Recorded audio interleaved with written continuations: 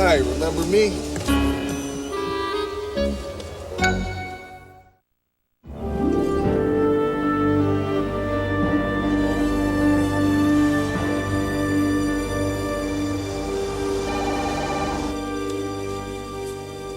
Hello? I'm back, Ken. Good, Lauren Kent's here. Why should I talk to you now, Mr. Molansky? Either here and now, Ms. Kent, or on the witness stand under oath. Suppose I just disappear. We'll find you. And then you can explain to Lieutenant Brock what you were doing at the Westbrook mansion impersonating a police officer. My name is Lauren Kent. I'm a PI.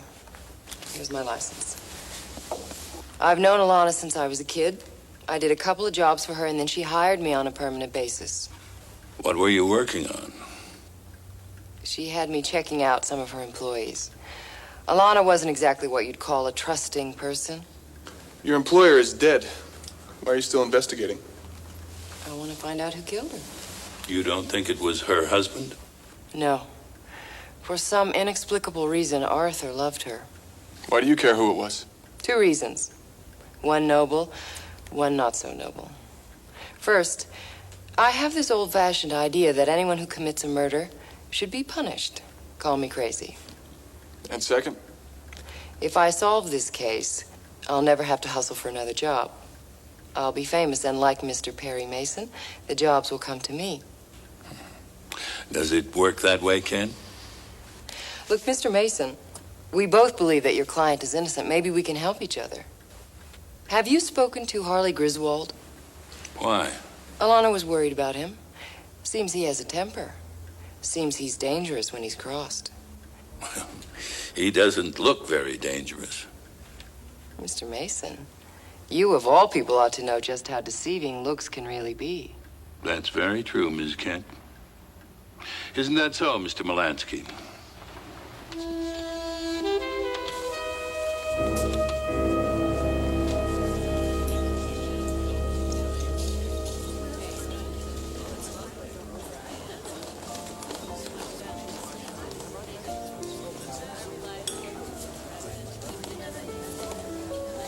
Mr. Mason, Mr. Griswold.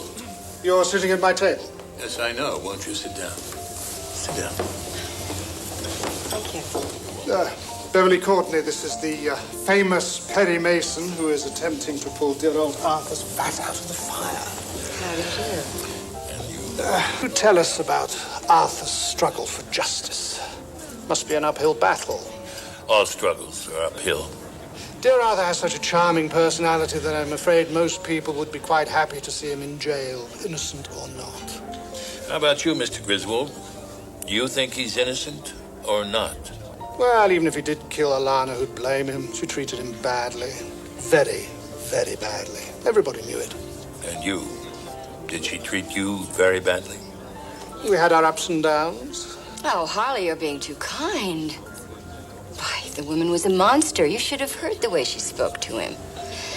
I never would have put up with it. Anything further, Mr. Mason? Perhaps now is not the time. Oh, you can say anything you want in front of Beverly. God knows I always do. Go ahead, Mr. Mason. I love a little scandal. All right. Is it true you were taking large sums of money from Alana Westbrook? Who told you that? Is it true? Well, she gave me little gifts from time to time. Gifts of cash? Well, Alana was very generous. That's how you live, isn't it? Well, I accept the generosity of some of my devoted lady friends, yes. So your falling out with Alana endangered your livelihood? I think I should probably leave you two alone after all. Thank you, Mr. Mason, for your exquisite sense of discretion. My sense of discretion was your idea. Now, you left Alana's birthday party at about 10 o'clock. Where did you go then? Home, which is where I'm going now. Good day, Mr. Mason. Why don't we just say au revoir? I'm sure we'll be seeing each other again.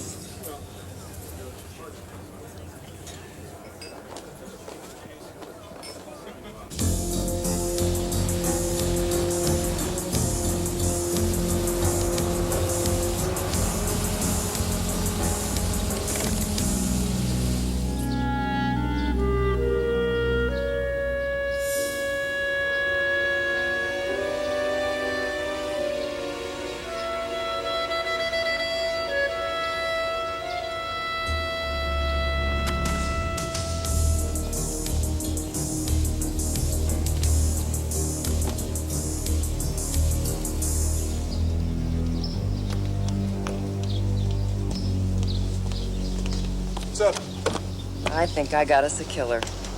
I told Harley Griswold that I have a photo of him sneaking back into the Westbrook house the night of the party. I also told him for $10,000 I'd sell him the negative instead of giving the photo to the police. You can't do that. That's blackmail. Not really, because there isn't any photo. But if he thinks there is and he tries to buy it, we've got our man. Perry's gonna love this. Well, it's a good thing we didn't ask his permission, isn't it? Tell me something. Are you really as tough as you act? Stick around and find out. Griswold told me that he'd get the money and he'd meet me at the Grillo Center parking lot at 10 p.m. tonight. All he's got to do is show, and we've got him. Oh, yes. The original idea for Ingenue was mine. We met in Switzerland 20 years ago. I was in research and development, she in marketing for a Swiss cosmetics firm. We began working on an age-reversing skin product then. Did she bring you to America?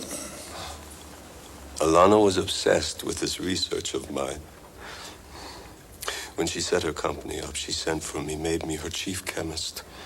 She'd be the first to tell you that my contribution to Ingenue was essential. Unfortunately, she isn't in a position to tell us anything. Unfortunately, no.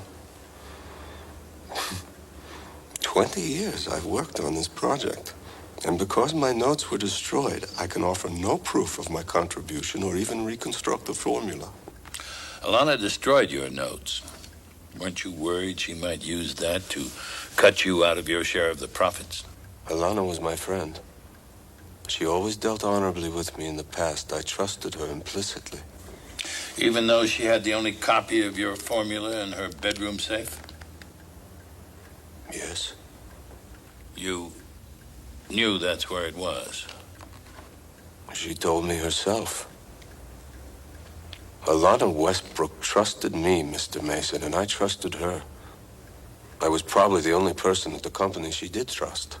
What about Lauren Kent, Barbara Fox? Lauren works part-time. But are you aware that Barbara Fox and Alana had a falling out the very afternoon she took the formula home? Falling out over what? Barbara had made some bad investments and covered them with company funds. When Alana found out, she threatened Barbara's career. If you're looking for a motive, Mr. Mason, possibly you should talk to Barbara Fox.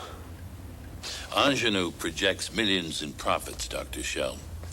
That's plenty of motive for any number of people.